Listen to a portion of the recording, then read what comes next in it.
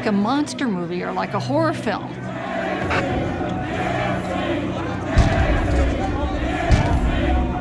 Nancy, where's Nancy? Oh, look what we have here. That was pretty ominous. I knew that we really had a problem. Can I speak to Pelosi? Yeah, one comment, bitch. There was an intent to harm in the voices.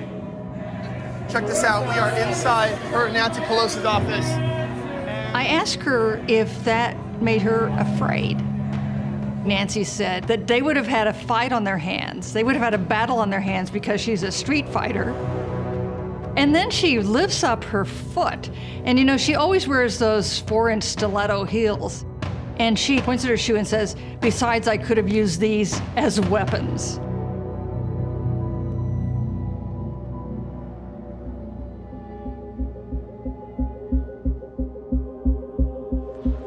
The National Guard has been called in to the Capitol. The Capitol is secure now. Tensions are still high following the chaos at the Capitol. Our nation's capital under a state of emergency, under a citywide lockdown. Law enforcement has surrounded and secured the U.S. Capitol.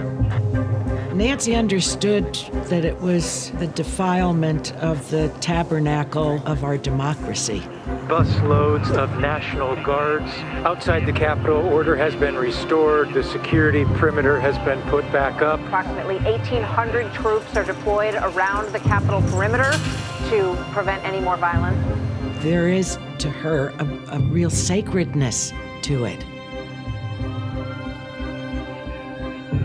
And everything that she knows in life, January 6th, upended. That a president of the United States is responsible for an insurrection. Good afternoon. My friends, we are in a very difficult place in our country as long as Donald Trump still sits in the White House.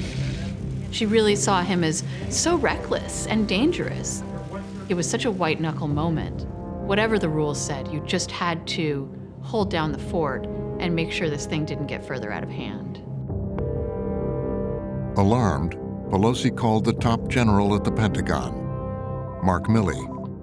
Unexpectedly, Milley's executive officer came into the office and passed him a handwritten note. Speaker Pelosi would like to speak to you ASAP.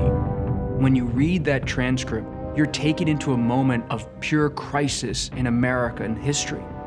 It is an amazing historical moment to be in on the call with Pelosi and Milley.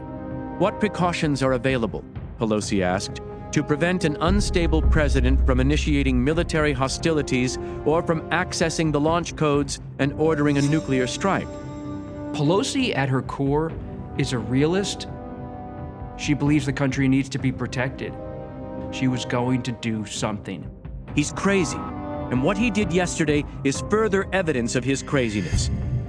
Madam Speaker, Milley said, I agree with you on everything.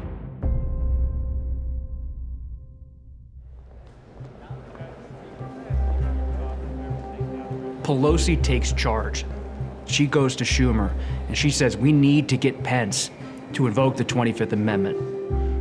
We thought he didn't belong as president. And so our goal was to reach the vice president and ask him to invoke the 25th Amendment, which allows the cabinet to replace the president under dire circumstances. This was dire. And they call up Pence. The phone rings and rings.